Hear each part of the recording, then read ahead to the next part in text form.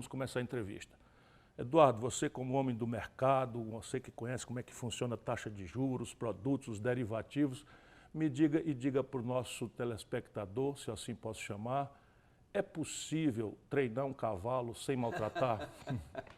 É possível treinar um cavalo chucro, bonito, valentão e fazê-lo aceitar comandos sem maltratar, sem dar chicote, sem bater? Em primeiro lugar, muito obrigado pelo convite para participar aqui do programa. Tenho uma admiração enorme aí pela sua história recíproca. E pela sua capacidade de diagnosticar os problemas que a gente tem nesse país. E só te contar antes uma história de 2 minutos engraçada, né? Toda essa história de internet, etc., começou quando eu escrevi o meu último livro, que era O que os Donos do Escritor Poder... com vários livros publicados. O penúltimo, né? O último foi agora lançado, Desigualdades, mas o penúltimo é O que os Donos do Poder Não Querem Que Você Saiba. E era um livro que era meio que um choque, um cara do mercado financeiro meio que abrindo essa caixa de Pandora, mostrando, né, como é que o mercado financeiro, através da desinformação em massa, fazia o que é, na prática, uma escravidão financeira como uma parte da população brasileira. E aí o livro é lançado, fica em primeiro lugar ali no ranking da Folha, de todos os livros do Brasil, e me chamam para uma entrevista numa rádio conhecida por ser uma rádio muito conservadora, uma rádio muito de direita.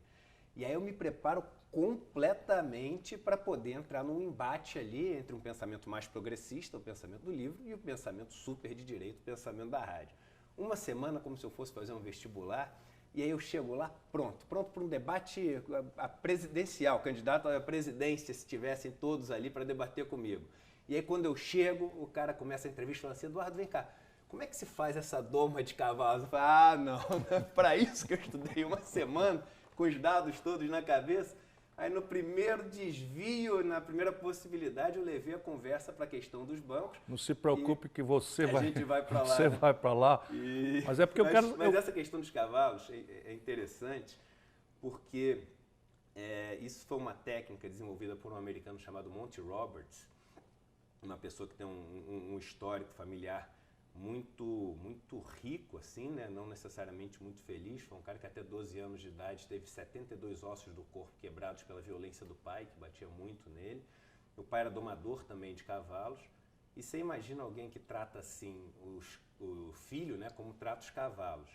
E ele começou a ter nos cavalos uma fuga dessa violência do pai. Então, o maior tempo que ele podia ficar longe do pai, perto dos cavalos, ele ficava. E começou a notar que os cavalos tinham um tipo de comunicação, uma comunicação muito gestual e silenciosa.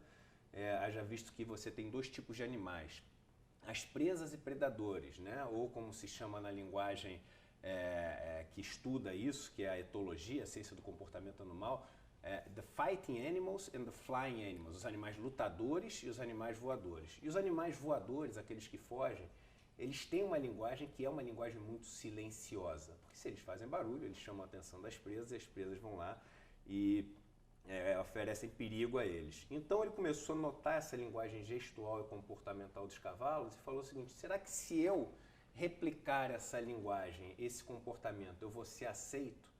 E aí fez isso e viu que ele era aceito como membro do grupo e conseguiu transformar aquele processo de doma, que demorava 4, 6 semanas com muita violência, em algo que ele conseguia fazer a primeira pessoa montar no cavalo sem usar violência nenhuma em menos de meia hora. Isso foi absolutamente revolucionário.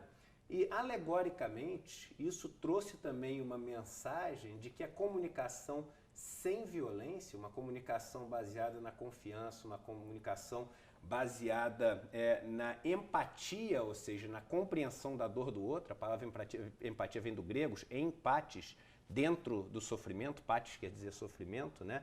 Ela é muito mais poderosa do que aquela que é a da agressão. E vamos lembrar que a agressão não necessariamente ela é física, né? Quando você humilha alguém, quando você coage alguém a fazer alguma coisa, você também está fazendo agressão. Então isso foi muito revolucionário e hoje ele é uma pessoa que viaja o mundo demonstrando essa doma sem violência, mas muito como uma metáfora, né, para as relações entre companheiro e companheira, entre patrão e empregado. Uma nação em convulsão, entrega à radicalização, extremismos. Perfeito. Eu estou apresentando, Eduardo, e isso aqui não é uma brincadeira. Daqui a pouco nós vamos entrar para discutir aquilo que é talvez a grande questão no Brasil, que é entender por que esse país tão extraordinário passa esse perrengue, essa tragédia coletiva tão grave.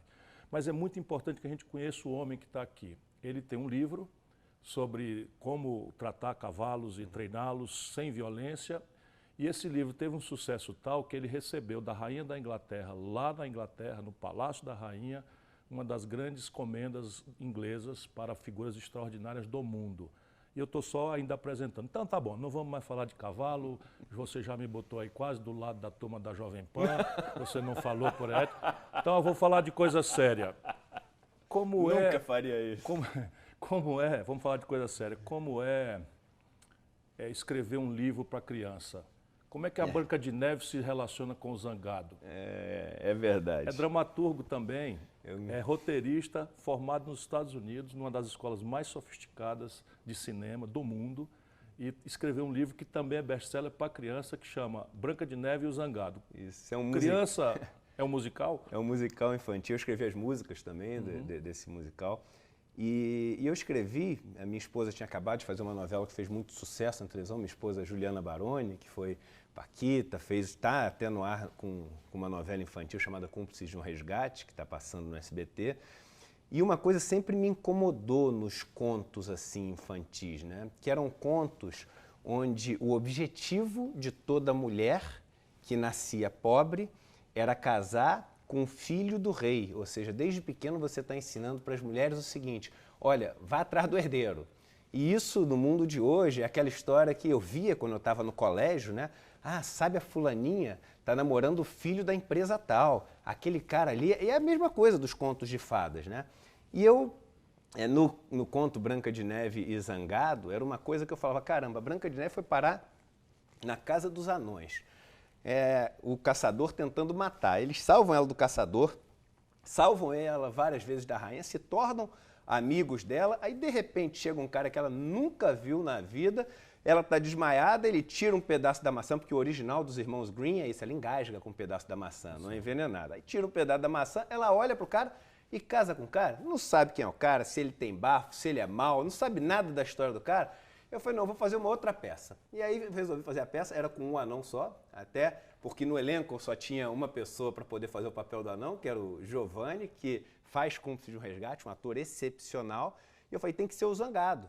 Por quê? Porque os outros ficaram de saco cheio do Zangado, do mau humor dele, foi todo mundo embora, ninguém aguentou o mau humor dele.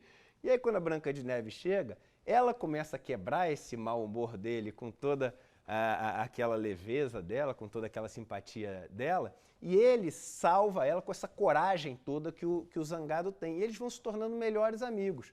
E aí quando acontece a cena ali do príncipe salvar ela, o príncipe chama ela, convida ela para se casar com ele, o rei dá a mão dela em casamento, e na hora de se casar, aí você vai se lembrar disso, ela pega, olha pro anão, o anão olha para ela, e aí, na minha cabeça, quando eu escrevi, eu lembrei da cena dos Saltimbancos Trapalhões.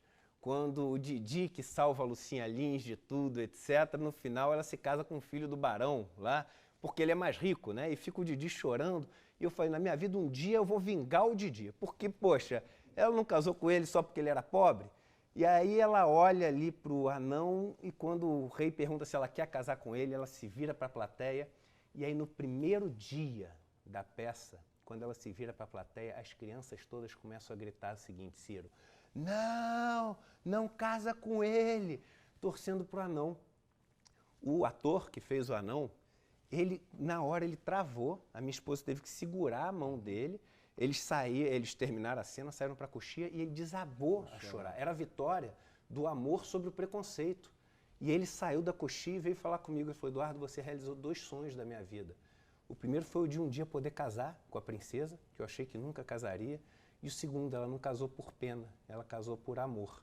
Então, foi uma peça que acabou sendo adotada pelas minorias. Então, você via cadeirantes, você via homossexuais, você via negros, você via pessoas que viam ali a possibilidade da vitória do amor sobre o preconceito. Então, foi uma peça que me deixou muito feliz, assim.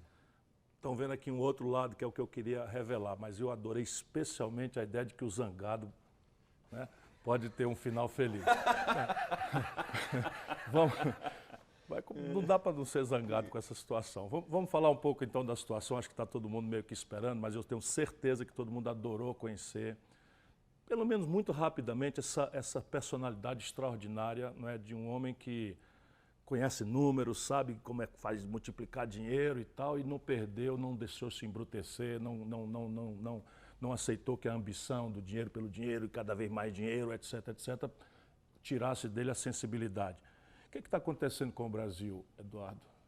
Eu acho que o processo que está acontecendo com o Brasil, Ciro, a gente está vivendo os reflexos de ser a sociedade mais desigual do mundo. Tá? Alguns estudos mostram o Brasil como o país que mais concentra renda entre o 1% mais rico do mundo. Vamos lembrar que a gente está falando de renda e não de riqueza, fluxo e não estoque. E o que acontece quando... Explica isso, porque o esforço desse programa também é tentar fazer com que o máximo de gente entenda essas coisas, que inclusive desenvolveram uma linguagem meio à parte, se você repara bem, né? É verdade. Você tem uma virtude adicional que você é capaz de fazer o que parece complicado, sim. Porque, na verdade, eu acho que é de propósito. Com certeza. É para a turma pensar que isso é uma ciência e que só poucos podem falar dela e tal. Vamos conversar aqui com o povão mesmo. Você sabe que a informação liberta, o conhecimento liberta. Né? A renda e riqueza é fluxo, estoque... Vamos lá. Renda é aquilo que você recebe em troca do que você oferece todo ano. Ou seja, normalmente a gente oferece trabalho, a gente pode oferecer também alguma coisa que a gente tenha, né? E em troca disso, a gente recebe um direito à riqueza, que é o dinheiro que a gente tem. O dinheiro, isso é já um conceito super importante. O dinheiro, aquele papel, aquilo em tese não vale nada, né? Se alguma pessoa ainda tem dúvida, eu falo assim, fica trancado dentro de um cofre com R$1 milhão um mês e vê se você consegue sair vivo, né? O dinheiro, o papel, ele é um direito à riqueza. Ele é o que fica no meio, no fluxo ali da história. Que, aliás, fluxo, né, que caminha só pelas estradas permitidas, que são os bancos e corretores, pelo sistema financeiro. Então, o sistema financeiro são as estradas por onde as riquezas fluem através de um carro chamado dinheiro. É mais ou menos assim que funciona. Mas a gente vive de riqueza. O que é riqueza? É a madeira que está aqui debaixo do nosso pé, a água que a gente está bebendo, é a energia que está sendo utilizada para iluminar essa sala, é o algodão que está na sua camisa. Isso é a riqueza. Isso, no final das contas, é o que as pessoas precisam ter para poder sobreviver. Por definição, toda sociedade, toda comunidade consome riqueza para poder sobreviver. Então, o tempo, ele faz a riqueza se esvair. Se você for no Egito hoje em dia, não sobrou nada, porque o tempo fez toda a riqueza que existia lá deixar de existir e nada mais foi gerado, né? E todo ano as pessoas, por conta disso, todas as sociedades, elas têm que correr atrás de gerar nova riqueza. Então, a economia é um balanço entre a nova riqueza que é gerada, a riqueza que é consumida para as pessoas poderem sobreviver e isso que sobra, que é o estoque de riqueza, como isso é distribuído entre as pessoas. E aí eu uso sempre a metáfora do parquinho de areia, né? Então a gente vive num parquinho de areia, onde a areia é a riqueza que tem para ser distribuída. Todo ano a gente joga mais um pouquinho de areia no parque, que é o PIB que todo país gera, a geração de riqueza do país. Cai um pouco de areia para fora do parque com as pessoas brincando, que é a riqueza consumida, e aquilo ali é o que as pessoas têm que distribuir. E aí já vem um conceito simples, que é o seguinte: todas as vezes que você olhar para esse parquinho e tiver um monte de areia, você pode ter certeza que em algum lugar tem que ter o quê para fazer o monte? Um buraco. Não tem como. Não tem como. E aí vão tentar usar milhões de teorias e etc., sempre baseadas no dinheiro, porque aí confunde. E por que confunde? Porque o dinheiro é algo potencialmente infinito. Você pode botar 500 casas da moeda imprimindo dinheiro, que não vai acabar nunca. Até tem uma teoria moderna chamada Modern Money Theory, que se baseia muito nessa questão de produzir dinheiro para você poder resolver todos os problemas. A moeda fiduciária, né? Quem tem a sua própria casa da moeda não vai ter problema nunca. E isso, para mim, é outro sintoma de como os economistas se afastaram do verdadeiro processo econômico. Olha que engraçado, os economistas se afastaram do processo econômico. Economia vem de oikos gnomos, que é a gestão do lar. A gente tem economistas que são grandes teóricos, muito sabidos, leram muitos livros, mas de gestão do lar, ou seja, de como dividir essa areia para todo mundo brincar, eles não conhecem, eles nunca experimentaram, nunca viveram. E aí uma coisa que é muito prejudicial para mim é que a maior parte dos economistas que estão mais próximos do processo de gestão política são cada vez mais ligados ao sistema financeiro. Vem de bancos, vem de corretoras, vem de consultorias para o mercado financeiro. E quando eu passei 20 anos no mercado financeiro, as pessoas do mercado financeiro, elas não têm ideia de como se produz riqueza. Eu brinco que eles não sabem se o alface dá na terra ou na prateleira do supermercado. E qual o problema que você tem quando você faz isso? Que aí, se é uma equação entre produzir riqueza e você gastar riqueza, que é o que faz o seu estoque de riqueza, esses caras não sabem produzir riqueza, nada, não tem nem ideia. Qual a única maneira que eles têm de controlar a equação para sobrar riqueza para todo mundo? É diminuir custo, é diminuir o gasto de riqueza. Não é à toa que todo economista, quando ele entra ou para fazer um turnaround de uma empresa, ou quando ele entra para o governo, etc., ele sempre vem com a mesma fórmula, corte de custo. Porque ele não sabe o outro lado. Ele não tem noção do outro lado. Então, deixa eu te chamar de volta. Eu estava te perguntando o que está acontecendo com o Brasil e você me disse uma frase que talvez seja a chave de inteligência da mudança que o Brasil precisa. A primeira frase foi: o Brasil é a economia piormente distribuída do mundo. Isso. Vai daí. E vamos lá. Para gerar riqueza, do que você precisa? Assim, olha como a gente vai entender o processo inteiro que aconteceu no Brasil. Reforma trabalhista, reforma da Previdência, reforma tributária, tudo está ligado e conectado. Para você gerar riqueza, você precisa satisfazer uma condição. Sempre. Nenhum economista vai te falar o contrário. Que é o seguinte: investir. Não existe crescimento, que é o grande problema do Brasil, sem investimento. É impossível. E aí, para quem está nos assistindo entender, vamos supor que você vai plantar um milho. Para plantar um milho, você precisa pegar um grão de milho ali, botar numa terra, jogar água e esperar aquilo crescer. Então, você abre mão de uma semente, você abre mão de um pedacinho de terra que está usado, abre mão de uma quantidade de água que você tem e abre mão do seu trabalho, que também é uma riqueza. Ou seja, você ficou mais pobre, tudo isso.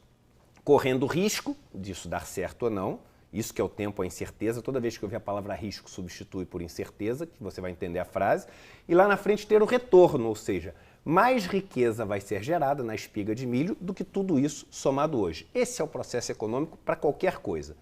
Logo, para crescimento, eu preciso de investimento. Para investir, eu preciso abrir mão da riqueza que eu tenho hoje.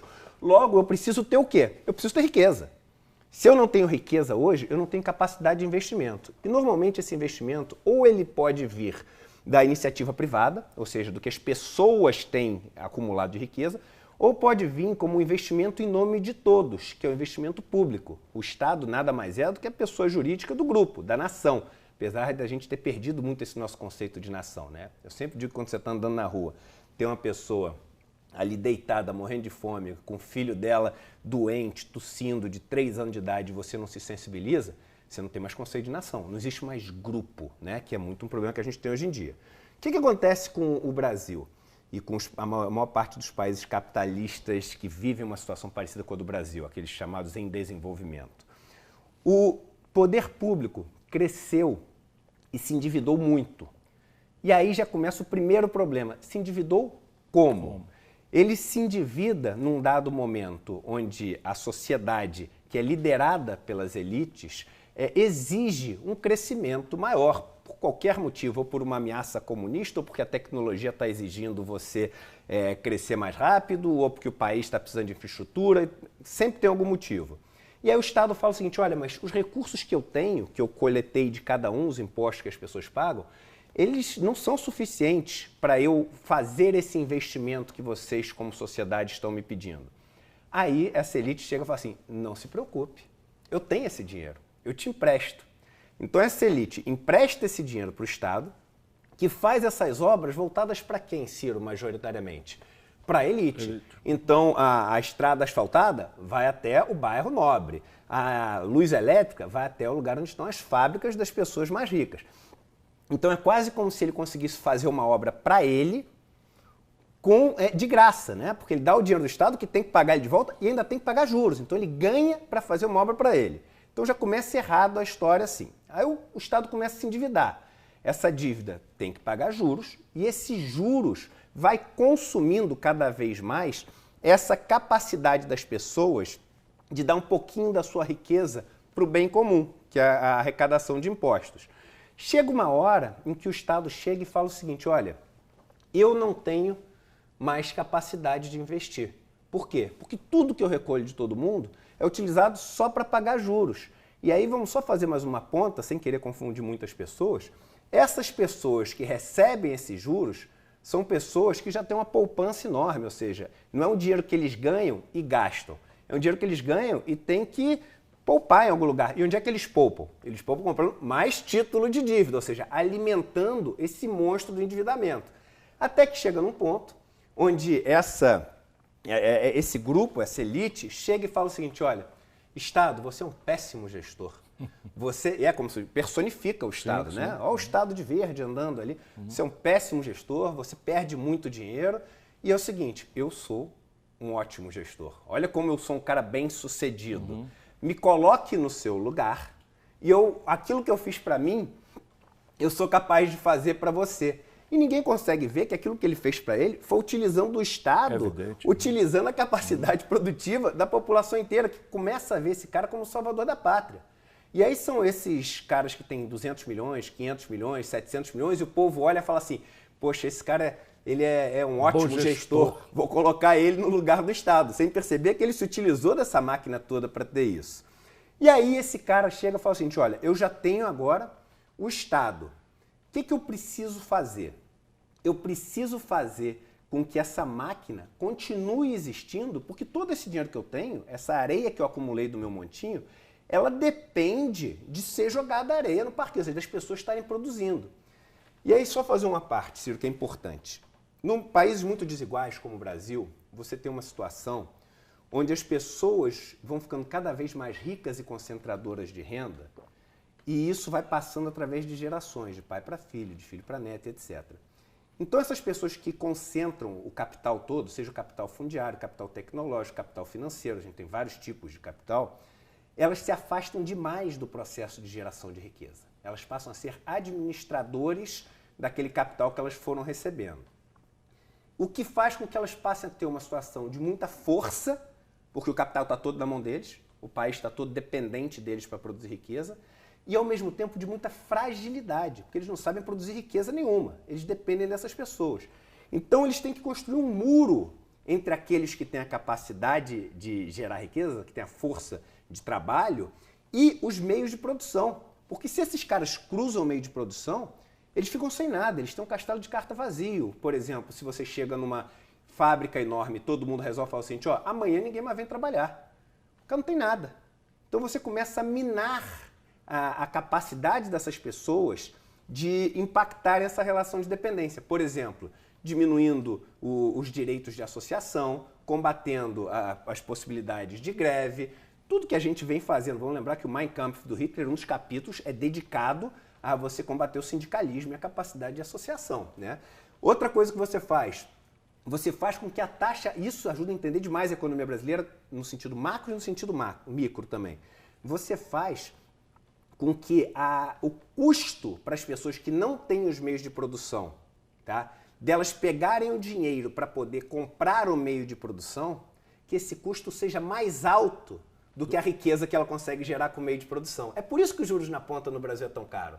Mais ainda do que para gerar um lucro grande para os bancos. Porque vamos supor, eu não tenho terra, mas eu sei plantar, eu sei colher, eu sei tudo o que se precisa para fazer com essa terra. Se eu consigo comprar essa terra e pagar com 0,5% ao ano, e a riqueza que eu gero nessa terra é de 10% ao ano, eu compro essa terra e aí, devagarzinho, aquele fazendeiro vai perder o empregado dele e eu vou virar dono do meu negócio. Só que no Brasil, quando você tem a taxa na ponta de 200%, 300%, 400%, quem consegue gerar riqueza acima de 200%, 300%, 400%, Ciro? Deixa eu só traduzir. É assim, quando a taxa de juros que o governo paga por um papel, que aí eu não sou economista, eu posso falar. Ótimo. Quando a taxa de juros que o governo paga por um papel é maior do que o lucro ou a renda da economia real, a economia para. Simples assim, porque se você tem dinheiro, para que você vai ralar, acordar cedo, brigar com o fiscal, etc, etc, para ter no fim um lucro menor do que você teria se botasse seu dinheiro para render no banco. Mas pior, quando você não tem dinheiro, que é a regra do Brasil, se você tomar dinheiro emprestado, vai botar no negócio e o lucro não dá para pagar o juro do banco. Perfeito. E isso talvez explique, em resumo, aquilo que brilhantemente o Eduardo está falando. E funciona para país também. É evidente que funciona para país. Porque o Japão tem mais de 200% de dívida PIB. Como é que pode? Porque vê quanto o Japão paga na dívida dele. Paga menos. Vamos traduzir isso para o povo brasileiro. Qual é um padrão razoável na experiência internacional histórica e na experiência internacional contemporânea? Qual é a taxa de juros na ponta que funciona? Olha, os países que são chamados países desenvolvidos, eles sempre têm aquela regrinha de mais ou menos buscar um crescimento que seja entre 2% e 3% ao ano, ter uma taxa de juros praticada que seja também a taxa básica de juros ali entre 1% e 3%, né? E ter uma inflação que seja também entre 1% e 3%. Parece que é tudo meio que igual, mas não é, porque é esse diferencial que é a taxa de juros real do país que você vai controlando para poder direcionar o seu país. É assim na China comunista? Na China comunista, não. Mas na China comunista você tem hoje em dia uma taxa de crescimento acima de 6% e até de certa maneira. E qual é a inflação e qual é a taxa de juros?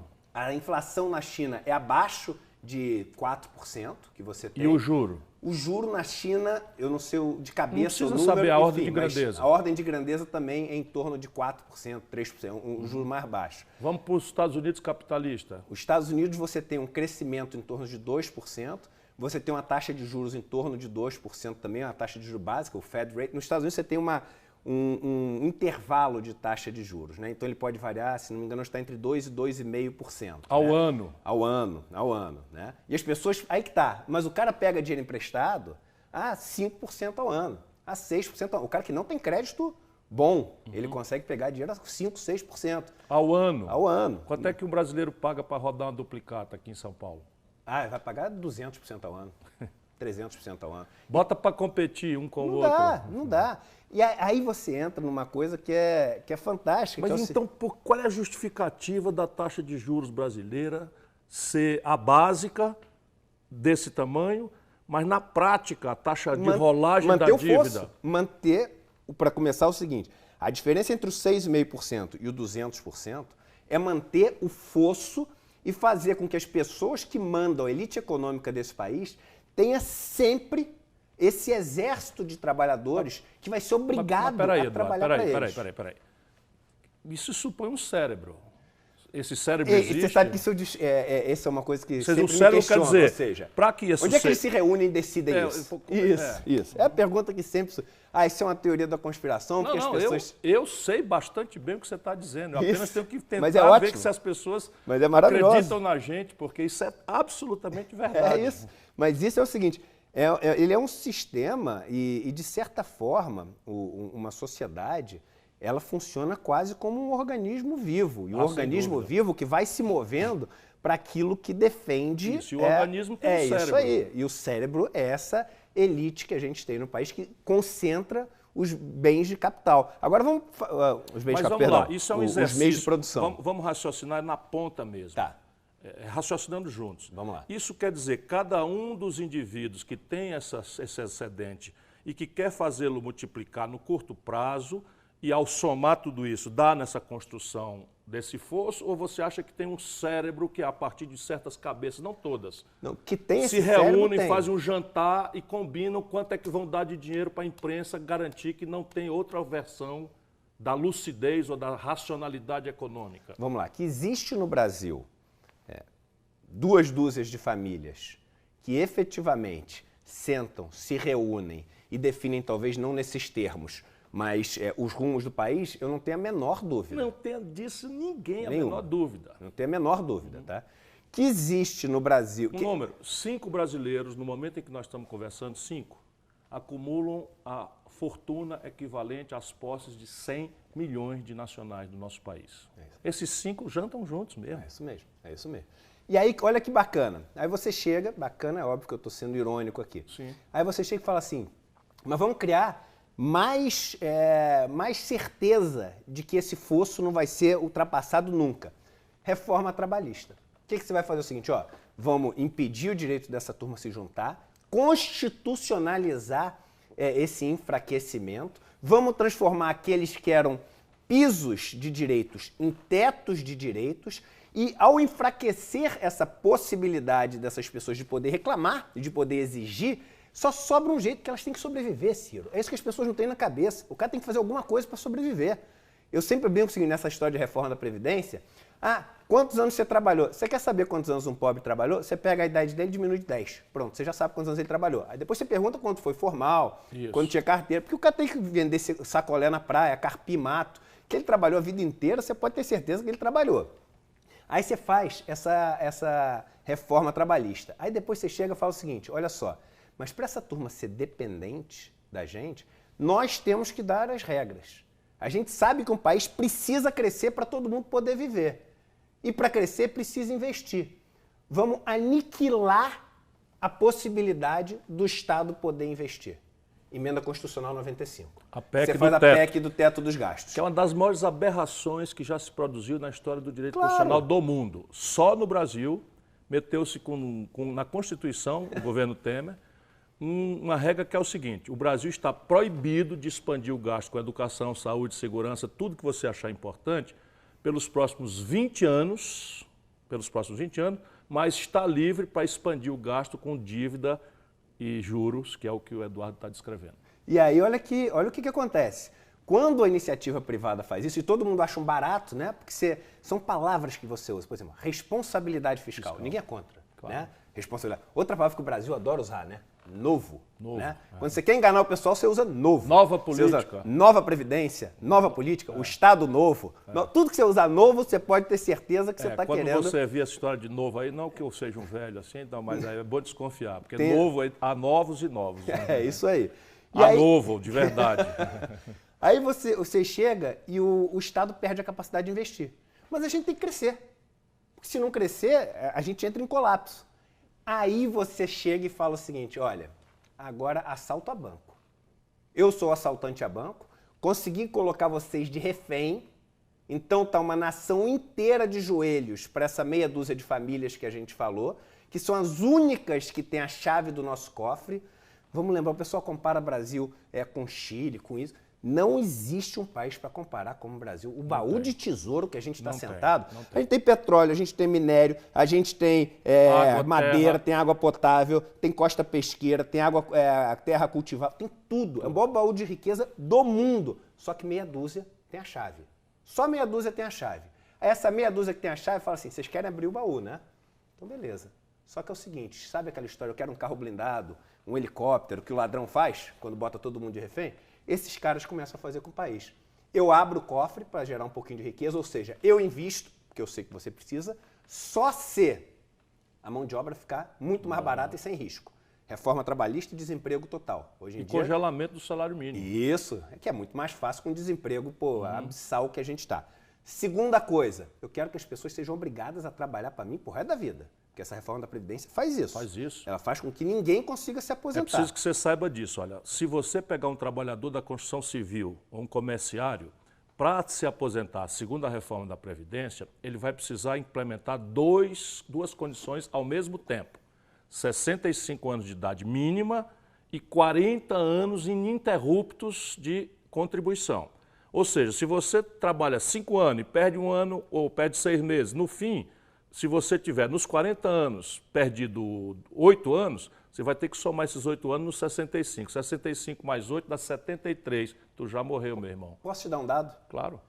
42% da força de trabalho do Brasil consegue comprovar, em média, 4,9 meses por ano de contribuição. 42 de cada 100 trabalhadores brasileiros só consegue provar para o INSS 5 meses de trabalho por ano na média. Isso. Ou seja, não tem mais aposentadoria. Aí vamos continuar a conta. Hoje em dia, na regra nova que eles estão querendo implementar, para você se aposentar com 60% da média de todos os seus salários, ou seja, conta aquele que quando você entrou varrendo o chão que você ganhava ali o salário mínimo.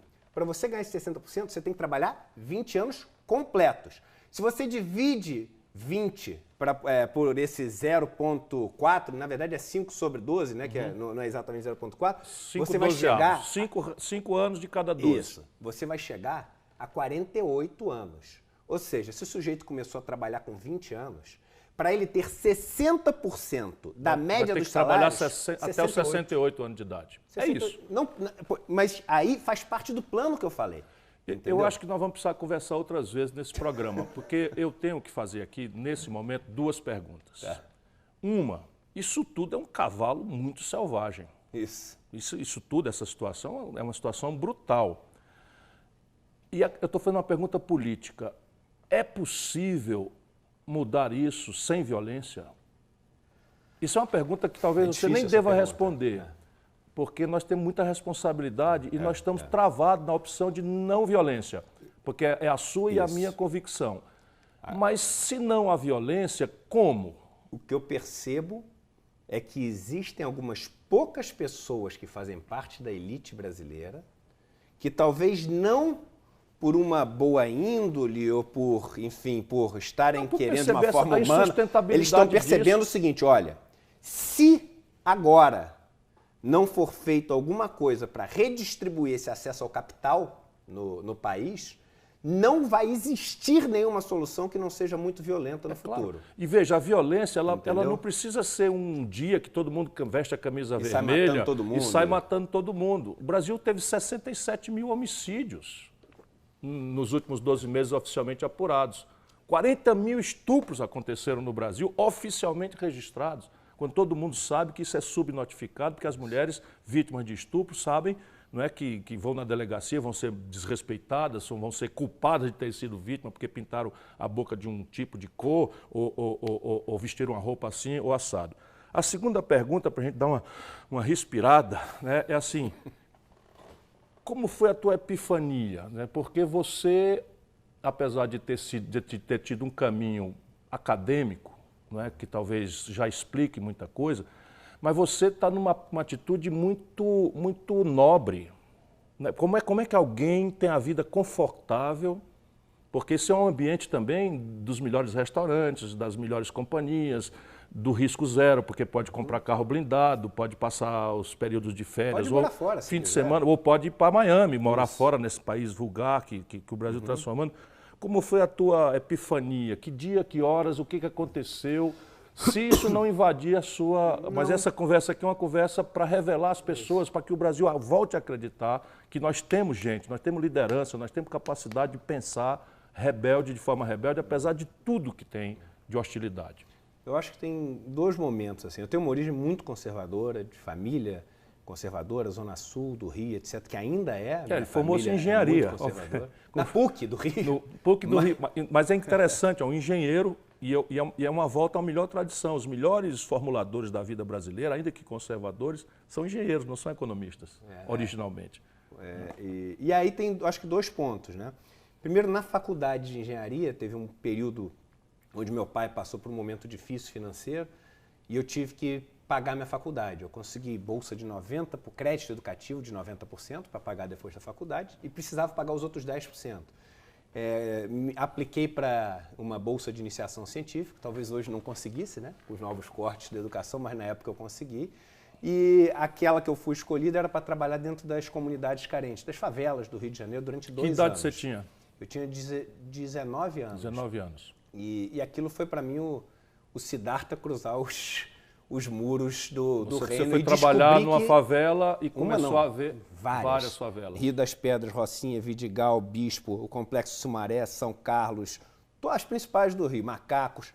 E aí eu fui apresentado ao mundo que eu não sabia que existia.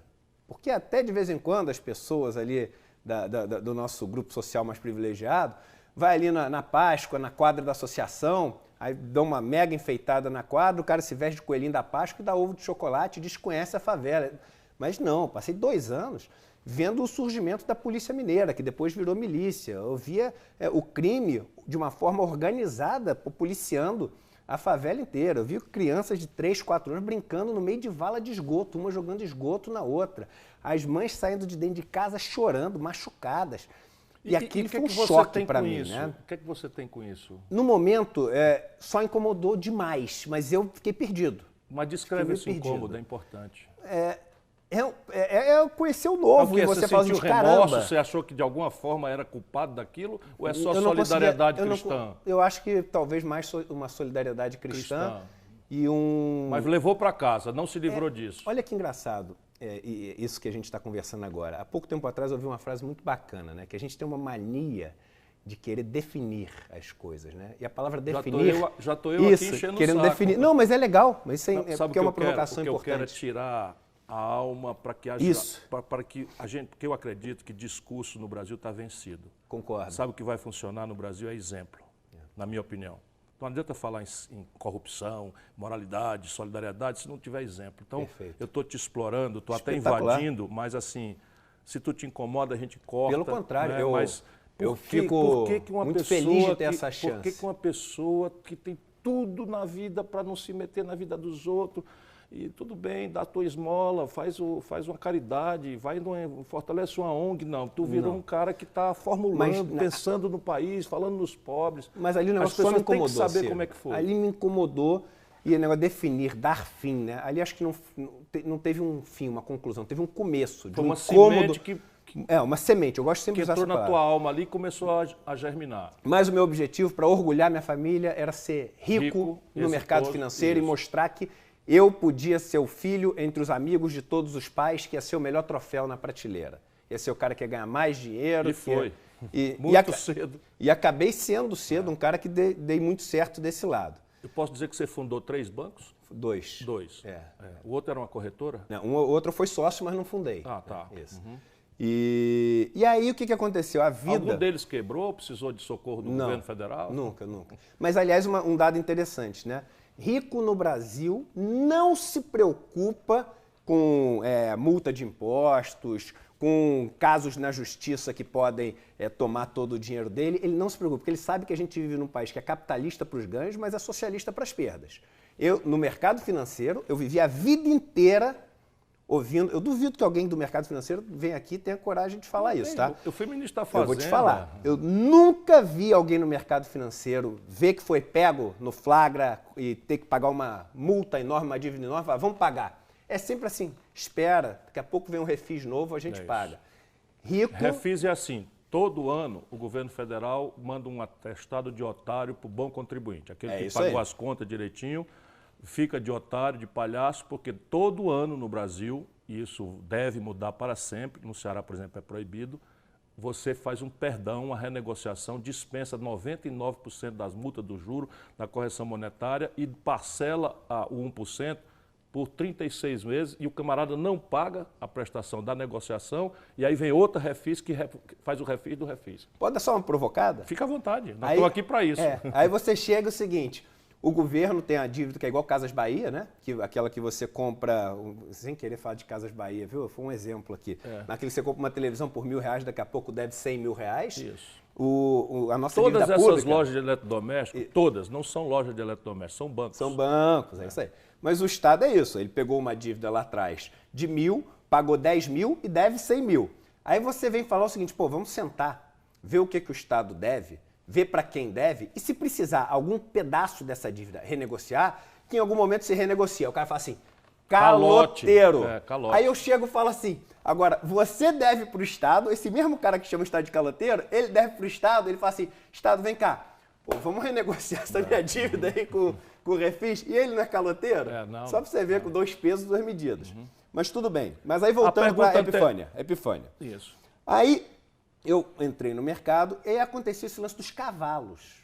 E esse lance dos cavalos, que eu sofri um acidente muito sério, quase perdi os movimentos do corpo, descobri essa doma de cavalos sem violência. Isso me fez viajar para os Estados Unidos, de conhecer isso, receber a condecoração da rainha e começar a viajar o Brasil dando muito palestras. E aí eu comecei a conhecer o Brasil, comecei a conversar com gente, comecei a conversar com o povo do cavalo, que é um pessoal que é bruto, que muitas vezes é pobre, o cara na ponta que lida assim. E aí esse negócio me jogou para um outro lado, fora da bolha do mercado financeiro. E cada vez mais sendo empático a essas pessoas, né? Vivemos num país com políticos que querem ser simpáticos, que chefes de empresa querem ser simpáticos. E se você pegar o prefixo sim no grego, ele vem de ao lado. É aquele que o cara está no maior problema, o maior perrengue, você chega do lado e fala assim, pô, cara, tamo junto, vou te ajudar. O empático é aquele que chega e fala assim, cara, eu sei o que tu está passando, é dentro da dor. Então a gente não tem chefe empático, a gente tem pouquíssimos políticos empáticos.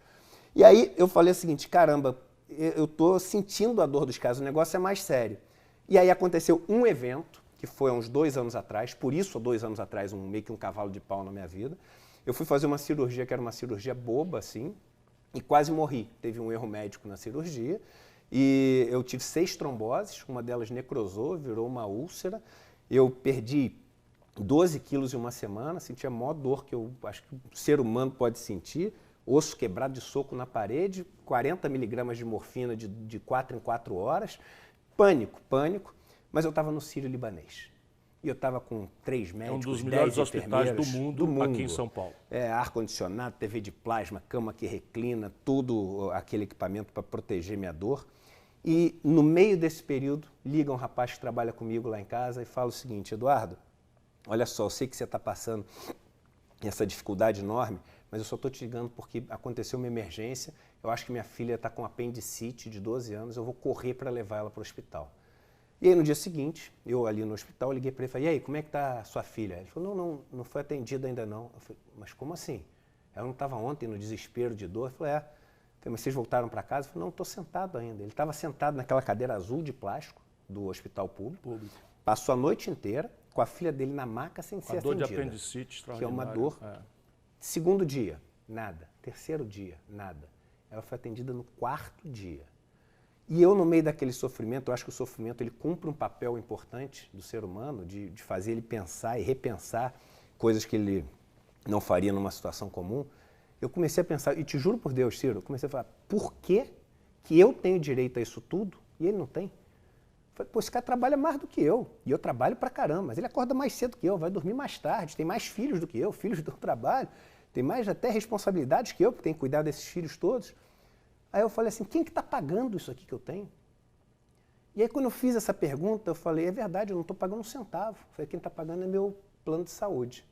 Aí eu falei: mas quem paga o meu plano de saúde? Eu falei: quem paga o meu plano de saúde é a minha empresa. Aí eu falei: mas será que é a minha empresa que paga mesmo? Ou será que ela põe isso como um dos custos dela para calcular o valor do produto dela, ter uma margem de lucro, e quem paga isso é o meu cliente? Foi verdade, quem paga isso é meu cliente. Seguindo o dinheiro do começo ao fim, follow the money, como dizia o jornalista do Watergate lá nos Estados Unidos. E aí quando eu falei: quem paga isso é meu cliente. Só que quem era um dos meus clientes, Ciro? Esse cara que trabalhava comigo.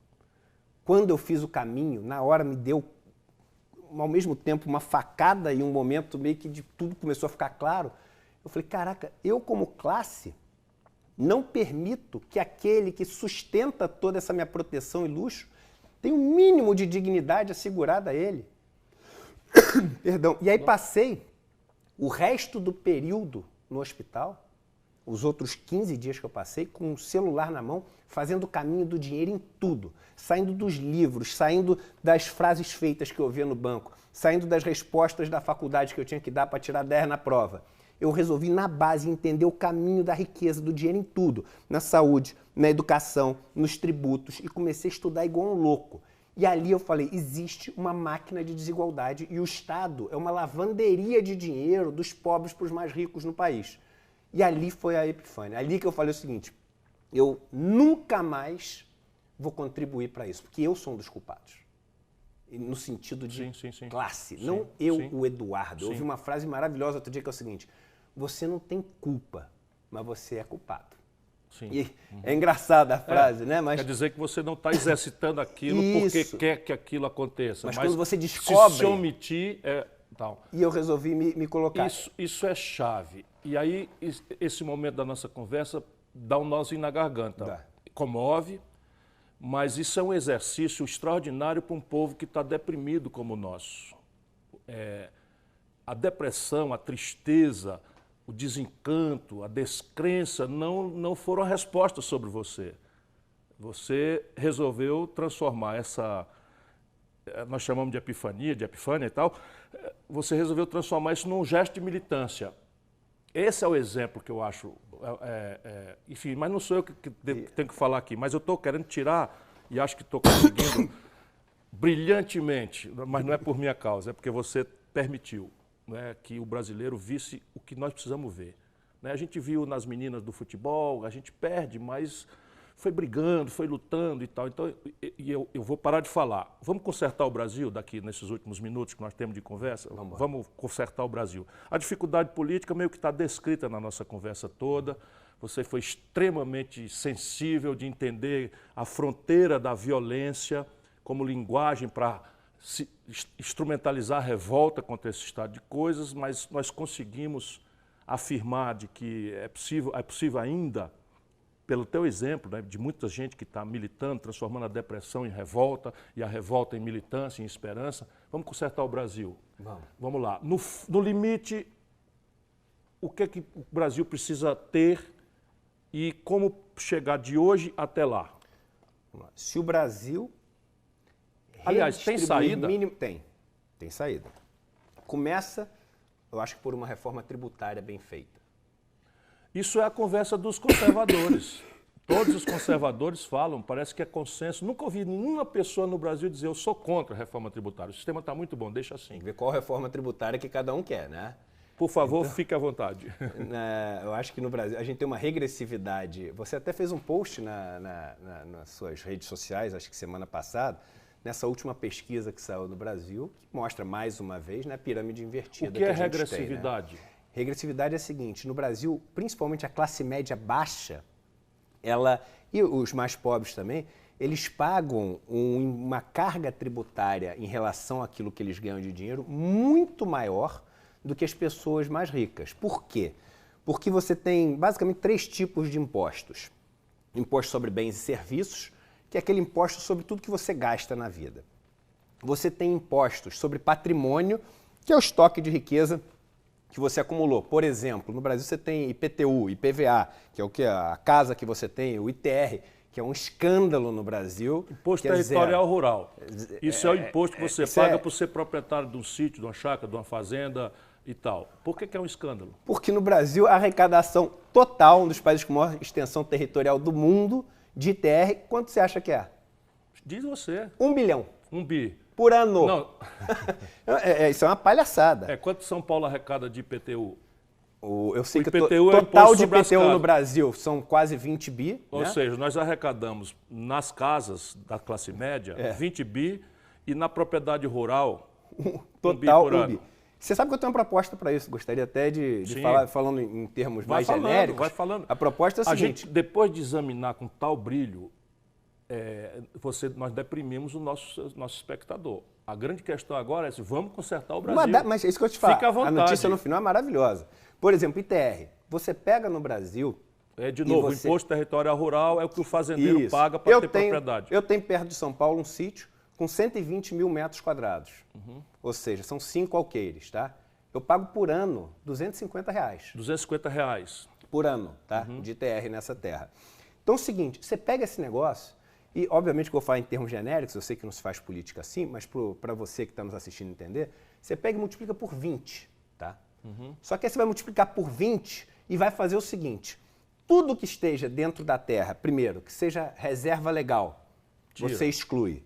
Tudo que seja dentro dessa terra que você tem, que tem produção, você pode abater o ITR do imposto que o cara paga na produção. Então é um imposto que ele passa a pegar só sobre a terra improdutiva ou degradada ou etc. Toda essa arrecadação vai para quê? Para financiar o pequeno agricultor ou para assentar as outras famílias. Você usa esse dinheiro para aquilo que destrava um dos baús de riqueza que a gente tem no Brasil. As boas práticas internacionais acham isso uma aberração, uma ideia doida do coisa, ou é assim que todo mundo faz? Como é que a Noruega saiu do país mais pobre do norte da Europa e em 100 anos virou o país número 1 de DH do mundo? Foi fazendo um pacto entre a classe trabalhadora, os sindicatos, os pequenos e os médios agricultores rurais. Então nós vamos lá, nós falamos de uma reforma tributária, você deu um exemplo aí de um ITR mais progressivo, extremamente imaginoso. Se você me permitir, está incorporado, porque eu não ando falando nisso, mas é fato, não é? O que mais? Outra coisa, as pessoas mais ricas do Brasil, elas pagam um imposto que é muito menor do que no resto do mundo, porque você tem uma isenção de dividendos e tem a figura do juro sobre o capital próprio no Brasil. São 2 aberrações. No mundo tinham 4 países que não pagavam dividendos. Eslováquia, México, Estônia e Brasil. Eslováquia e México passaram a pagar, o Brasil e a Estônia são os únicos que pagam. A minha turma boa toda já sabe disso. Então, aí o que você tem? Uma bitributação, etc. Eu falo o seguinte, vamos pegar então qual o total de imposto que o acionista paga. Somar o que está dentro da empresa com o que está fora. No Brasil, isso fica abaixo de 30%. Por quê? Porque ele vai falar, não, é 34% na pior das hipóteses lá, que o cara paga de RPJ. Só que não, porque você tem a figura do juro sobre capital próprio, que em cima do capital que a empresa tem, ela aplica a taxa de juros de longo prazo e esse valor, que é como se ela tivesse pego esse dinheiro emprestado, ela pode deduzir do lucro dela, distribuir e pagar. Vamos lá, isso 15%. é outra aberração que você tirou da cartola dessa pessoa rebelde ou isso corresponde às melhores práticas internacionais? Totalmente melhores práticas. Aí você vê o seguinte... Todo mundo faz? Todo mundo. Menos a carga nós. total dá menos de 30% no Brasil. Quanto é que é dos Estados Unidos, que a gente é fã dos Estados Unidos agora? 57%. Quanto é que é da França? 64%. A média dos países da OCDE, 45%. Isso depois das práticas neoliberais que aconteceram depois de Reagan e Thatcher, porque ali nos anos 90 era 75%. Não existe um país no mundo, Ciro, que tenha vindo de um país extremamente pobre para uma nação soberana, rica, desenvolvida, começando o processo falando o seguinte, ó, vamos começar para ser um país desenvolvido? Vamos. Qual a primeira medida? Vamos matar bandido. Não existe. Um exemplo na história. Como é que todos eles começaram? Universalidade do ensino, universalidade da saúde, redistribuição de renda e buscar o pleno emprego. Todos eles. É tão simples. Aí volta para o parquinho de areia. É derrubar os montes que ficam muito altos para todo mundo poder brincar. Então, o Brasil tem jeito, nós estamos começando a dar um jeito. A primeira pista é uma reforma tributária, cobrando mais de quem pode pagar mais, pagando menos de quem pode pagar menos. E aí, Que mais? redistribuir o acesso ao capital. E aí, quando eu digo capital fundiário, a gente tem que ter uma reforma agrária, porque é um desperdício no Brasil ter tanta terra. Você sabe que eu estou num programa ao longo desse ano, de morar em comunidades que são extremamente pobres. Escuta isso aqui, esse cara é diferente, olha aqui. Eu resolvi conhecer a pobreza, resolvi tentar ser minimamente empático. E por que eu digo minimamente? Porque eu nunca vou conseguir sentir na pele a dor que é ser negro num país racista como o Brasil. Eu nunca vou conseguir saber na pele os traumas que um trabalhador rural que vive sendo explorado desde os 6 anos de idade tem. Mas eu acho que eu posso minimamente entender a dor deles fazendo mais do que visitar. Então eu tenho ido morar em comunidades extremamente pobres do Brasil, e eu passo às vezes quase um mês, passo algumas semanas dormindo, trabalhando, conversando com eles. E quando você Tipo olha... o quê? Tipo acampamentos de trabalhadores sem terra, Aonde? tipo no Paraná, no Nordeste. Acabei de voltar do sertão do Ceará para conhecer. E eu nem soube. Porque senão você podia querer claro, aliviar a minha vida um lógico, pouco. Eu queria sentir ali a dor do negócio. E estou indo agora conhecer um presídio, passar uma semana, passando o dia inteiro dentro do presídio. Estou indo numa comunidade indígena muito pobre. Estou indo morar numa aldeia quilombola durante quase um mês Tua também. família topa isso sem problema? Não, minha família não gosta nada disso. Assim, eu digo mais dos meus pais, irmãos. Eu mesmo senti uma dor aqui, porque você ir passar um tempo num presídio... E é óbvio que Eu tudo isso eu tento controlar. Eu é. tento controlar os riscos, mas Sim. eu sei. Agora, eu vou te falar. Nas comunidades rurais pobres que eu morei, sabe quantas casas pichadas tem? Nenhuma. Nenhuma. Claro. Sabe quantas casas com tranca tem? É tudo tramela. E aí você vê o seguinte, as crianças brincando na rua. Assim, existe uma fartura de alimento. E eles, não existe aquela história de você entrar na casa e o cara não te oferecer um lugar para dormir, nem que todo mundo tenha que ir para outro quarto. A terra faz da gente humano. Isso é o povo O brasileiro. ser humano vem de humus. Humus é terra. Então, a gente está fazendo o seguinte, a gente está querendo ter uma sociedade mais dessa urbana, áspera, ríspida, em detrimento dessa comunidade humana, em contato com a terra. Vamos resolver o problema do Brasil. Não, de novo, eu não quero mais me emocionar, né? Então, começa com um sistema de impostos que a base nossa permite. Né, redistribui esse acesso. Aí a segunda coisa é redistribuir o acesso ao capital. Capital terra, você já pontuou. Isso. Capital tecnológico, máquinas, porque o que tem de gente no Brasil... Como é que faz isso? Quem lidera? O mercado? O mercado... Os bancos e corretoras, dificilmente. Quem Mas vai você tem que fazer? usar bancos públicos e BNDES. Isso o que é? Financiar o acesso a máquinas? Financiar o acesso a máquinas. Importá-las ou produzi-las? Preferencialmente produzir aqui no Brasil. Vamos entender o seguinte, aquele negócio de riqueza que a gente falou. Por exemplo, se a gente pega e tem uma dívida externa, toda a nossa dívida externa e zero de dívida interna, tá? Toda a riqueza que a gente gera aqui vai para onde? Para o estrangeiro. A gente tem uma dívida interna enorme, é um caos, mas pelo menos está circulando aqui dentro o negócio. Depois a gente faz uma reforma tributária e redistribui. Mesma coisa com máquinas. Tudo que a gente puder fazer aqui dentro. E aí a gente tem que sair um pouco daquele paradigma, porque o Brasil tem que crescer 7%. Às vezes, se a gente crescer 2%, redistribuindo, a gente vai viver numa sociedade tão melhor para todo mundo. Então tem que sair dessa armadilha do tripé econômico, que o tripé que não tem como funcionar. Como é que a gente vai ter câmbio flutuante, meta de inflação e responsabilidade fiscal, se para ter responsabilidade fiscal com esses juros enormes, a gente não pode gastar nada. Se a gente não gasta nada e tem um país com uma das menores produtividades do mundo, a gente não consegue investir. Se a gente não consegue investir, o cara chega e fala o seguinte, eu só te empresto dinheiro se você botar os juros lá em cima. Aí a gente põe os juros lá em cima para manter a inflação. Aí aquele primeiro parte do tripé, de novo, o outro. Desmonta. Não tem como. Claro. Não tem como, e o nosso povo tem direito a querer um modo moderno de vida que é referido cada vez mais a uma coisa que a gente não sabe produzir, gerando um desequilíbrio na conta em dólar que vai fazer o dólar subir loucamente. E aí, que puxa a inflação, que puxa o juro, que destrói a questão fiscal. Isso é uma loucura absurda. É maluquice. Eduardo, entendeu? Eu tenho um compromisso com os companheiros e aí eu queria um compromisso público. Você volta a conversar conosco. Aí nós vamos pegar daí. Nós vamos pegar daí, vamos dizer, capítulo 2. Mas antes fala assim para mim, você acha que seu filho, pouco importa, com essa lucidez que você tem, e nós já fomos no fundo da nossa alma de frequentar até a descrença e depois, mas você acredita que seu filho vai viver num Brasil melhor? Ou você acha que... Eu acho que meu filho... Só para o neto? Eu acho que meu filho, ele vai viver uma vida inteira vendo o pai dele lutar por um Brasil melhor. Eu não é só isso que interessa? Eu não sei se ele vai viver num país melhor, porque assim, eu acho que cada vez mais eu vejo que a gente está menos no controle das coisas do que a gente imagina. A gente só tem como controlar a nossa intenção. Enfield dizia o seguinte num trecho de uma poesia dele: se não houver frutos, valeu a beleza das flores. Se não houver flores, valeu a sombra das folhas. Mas se não houver folhas, valeu a intenção da semente. Então a única coisa que eu tenho como controlar é a intenção da semente. E eu tenho certeza, não só para o meu filho, porque outro dia para 3 meninos de rua que iam fazer um assalto, eu entrei no meio do assalto e pedi para a menina ir embora e pedi para os 3 meninos conversarem comigo. Minha esposa falou, você podia ser morto, não sei o quê, e sentei para conversar com os 3. E ouvi a história dos 3. E pedi para eles, por favor, para eles não fazerem aquele assalto e que em troca eu dedicaria a minha vida até o último segundo de vida para fazer o mundo deles melhor, que eles não precisassem com aquela idade fazer aqueles assaltos. Então, não só pelos meus filhos, mas por todas as pessoas que eu tenho conhecido, eu prometo a intenção, eu prometo a luta. Eu não tenho como prometer um país melhor, porque aí eu preciso da intenção de todo mundo junto. Eu já não devia dizer mais nada, mas eu tenho que agradecer, mas eu posso terminar dizendo assim, e tu, meu irmão, está fazendo tua parte? Abraço para todos. Um abraço.